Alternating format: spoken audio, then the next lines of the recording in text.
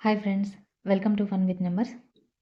ఇక్కడ ఒకసారి చూడండి. మనం ఈరోజు ఏంటంటే టెట్ అప్లికేషన్ ఎవరైతే చేయాలనుకుంటున్నారో వాళ్ళకి ఇప్పుడు తెలంగాణలో టెట్ పడింది కదా, దానికి అప్లికేషన్ ప్రాసెస్కి సంబంధించి మనము అంటే ఏమేమి సర్టిఫికేట్స్ అంటే అప్లై చేసే ముందు బిఫోర్ అప్లికేషన్ ముందు మనం కొన్ని ముందే రెడీగా పెట్టుకున్నాం అనుకోండి, అప్లికేషన్ టైంలో మనకి ఈజీగా ఉంటుందన్నమాట. అవేంటో ఈరోజు చూద్దాం. ఓకేనా. ఎందుకంటే అప్లై చేసిన తర్వాత అక్కడ దాన్ని చూసిన తర్వాతనే కన్‌ఫ్యూజ్ అవ్వకుండా ముందే మనం వాటిని రెడీగా పెట్టుకొని అప్లై చేసుకోవచ్చు. ఫస్ట్ మనకు కావాల్సింది ఏంటంటే ఆధార్ కార్డ్ అండి. ఓకే. ఆధార్ కార్డ్ అనేది అంటే అక్కడ ఆధార్ నెంబర్ అనేది అడుగుతున్నారు. సో, ఫస్ట్ ఆధార్ నెంబర్ అనేది రెడీగా పెట్టుకోండి. Okay. Aadhaar number applicant Aadhaar number రెడీగా పెట్టుకోండి. ఆ తర్వాత నెంబర్ 1 ఇది. తర్వాత నెంబర్ 2 ఏం కావాలి అంటే 10థ్ సర్టిఫికేట్ అండి. 10థ్ మెమో. ఎవరైతే 10థ్ మెమో ఉంటుందో, ఆ 10థ్ మెమో రెడీగా పెట్టుకోండి. ఎందుకంటే 10థ్ మెమోలో ఉన్నట్టుగానే అప్లై అనేది చేయాల్సి ఉంటుంది.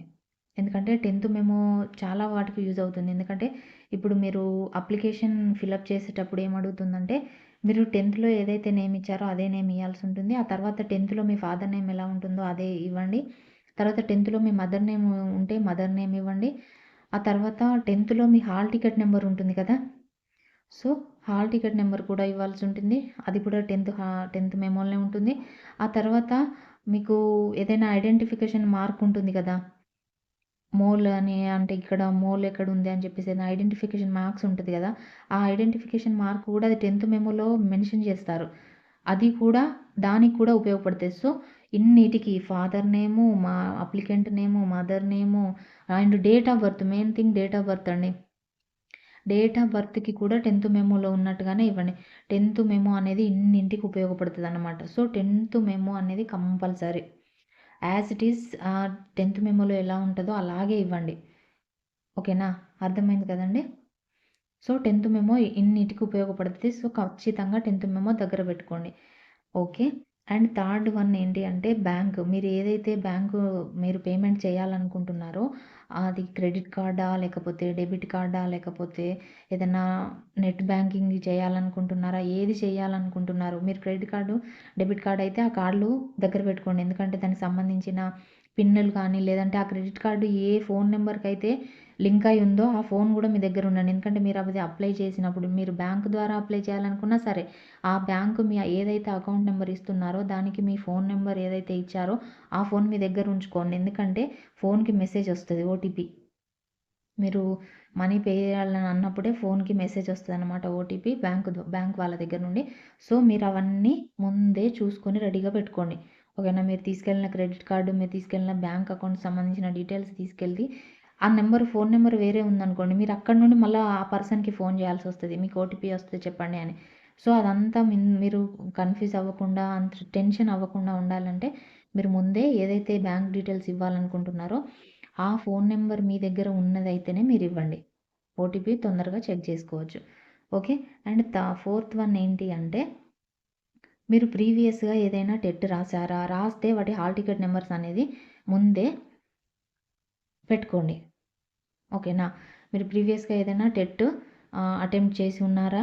లేకపోతే అటెంప్ట్ చేయని వాళ్ళైతే నో పెట్టేయండి. ప్రీవియస్ టెట్ రాయలేదని నో పెట్టండి. ఒకవేళ ప్రీవియస్ టెట్ ఏదైనా రాసాము అని అనుకుంటే వాళ్ళు ఆ previous TET hall ticket number అనేది దగ్గర పెట్టుకోండి. ఓకేనా. మళ్ళీ టైంకి ఎతుక్కోకుండా ముందే మీరు ఆధార్ నెంబరు, అలాగే 10థ్ మెమో, తర్వాత బ్యాంక్ డీటెయిల్స్‌కి సంబంధించింది కార్డ్ గానీ, లేదంటే అండ్ బ్యాంకు త్రూ మీరు నెట్ బ్యాంకింగ్ గనుక ఇస్తేనైతే పాస్వర్డ్, యూజర్ నేమ్, పాస్వర్డ్ గూడా అడుగుతది బ్యాంకు. ఆ బ్యాంకుకి సంబంధించింది. మీరు ఏదైతే అకౌంట్ నెంబర్ ఇవ్వాలనుకుంటున్నారో ఆ యూజర్ నేమ్, పాస్వర్డ్ గూడా మీకు తెలిసిందైతేనే ఇవ్వండి. ఓకేనా. మళ్ళా టెన్షన్ పడకండి. ఓకే.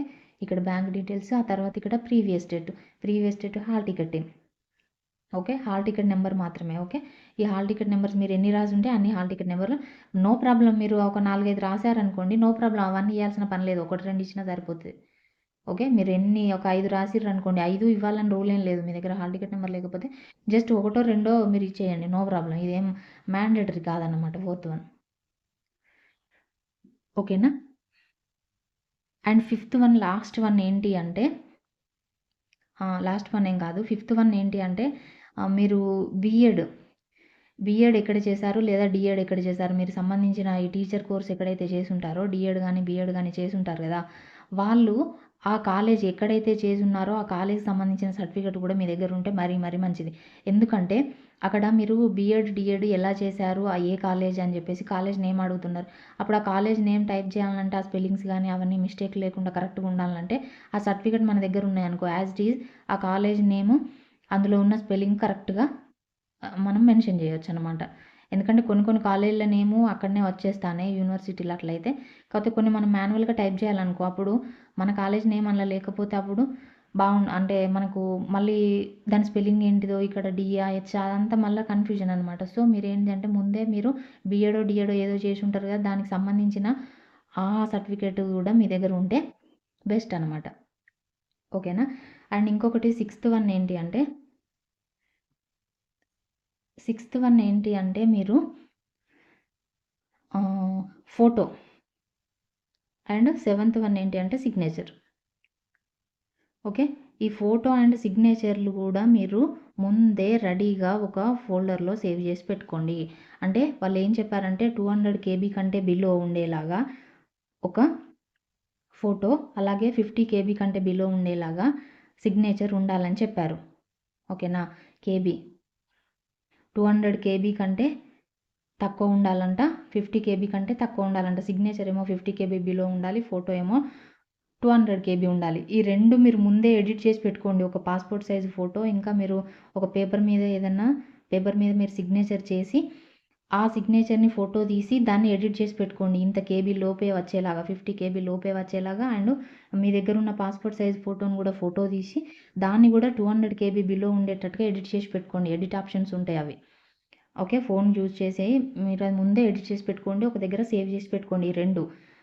ఎందుకంటే ఇవి 2 ఫోటో ఇంకా సిగ్నేచర్ మనము అప్‌లోడ్ చేయాల్సి ఉంటది కాబట్టి, ఇవి కూడా మీరు ముందే సేవ్ చేసి పెట్టుకోండి. అండ్ వన్ మోర్ థింగ్ ఏంటి అంటే, మనకిప్పుడు ఎడిట్ ఆప్షన్ అనేది అన్నింటికి లేదండి. మీరు ముందే కన్ఫర్మ్‌గా ప్రతీదీ చెక్ చేసుకోండి. ఓకేనా? ఎడిట్ ఆప్షన్ ఇస్తారులే అని చెప్పేసి తొందరగా మీరు కంప్లీట్ చేయకండి. ఓకేనా? ప్రతి దాన్ని 2 టైమ్స్, 3 టైమ్స్ చెక్ చేసుకోండి. రీచెక్ చేసుకోండి. ఎడిట్ ఆప్షను ఈ ఫోటో విషయంలో గానీ, సిగ్నేచర్ విషయంలో గానీ, అలాగే ఆధార్ విషయంలో గానీ, తర్వాత డేట్ ఆఫ్ బర్త్ విషయంలో గానీ, తర్వాత పేపర్ మీరు 1ఆ, 2ఆ మీరు ఏది రాయాలనుకుంటున్నారు అనేది. పేపర్ 1ఆ లేదా 2ఆ ఈ రెండిట్లో ఏది రాయాలనుకుంటున్నారు లేదా 2 రాయాలనుకుంటున్నారు. ఇవి మీరు ఫస్టే మీరు ఇస్తారనమాట. ఈ డీటెయిల్స్ మాత్రం మీరు మళ్ళీ మార్చుకోవడానికి ఎడిట్ ఆప్షన్ వాళ్ళు ఇచ్చినా కూడా ఈ డీటెయిల్స్‌కి ఆప్షన్ లేదనమాట. ఫోటోకి గానీ, సిగ్నేచర్ గానీ, ఆధార్ కార్డ్ గానీ, పేపర్ గానీ ఇట్లాంటి వాటికి వాళ్ళు ఎడిట్ ఆప్షన్ ఇవ్వలేదు. ఓకేనా? బై మిస్టేక్‌లో ఏవైనా యెస్, నో పెట్టిన వాటికి మాత్రమే వాళ్ళిచ్చారు. బట్ పేపర్‌కి గానీ, ఆధార్ నెంబర్ గానీ ఇలాంటివి వాళ్ళు ఎడిట్ ఆప్షన్ ఇవ్వలేదు. సో మీరు ముందే క్లియర్‌గా, కరెక్ట్‌గా చూసుకొని అప్లై చేయండి. ఓకేనా? 1కి 2 సార్లు చూసి అప్లై చేయండి. ఓకేనా? అన్నీ చెప్పాననే అనుకుంటున్నాను. అందరికీ యూజ్ అవుతుందని. Okay. Thank you. Bye. Video కనుక నచ్చితే ఒక లైక్ ఇవ్వండి. మీ ఫ్రెండ్స్‌కి షేర్ చేయండి. కొత్తగా మన ఛానల్‌ని చూస్తున్న వాళ్ళు ఎవరైనా ఉంటే సబ్స్క్రైబ్ చేసుకోండి. Thank you. బాయ్.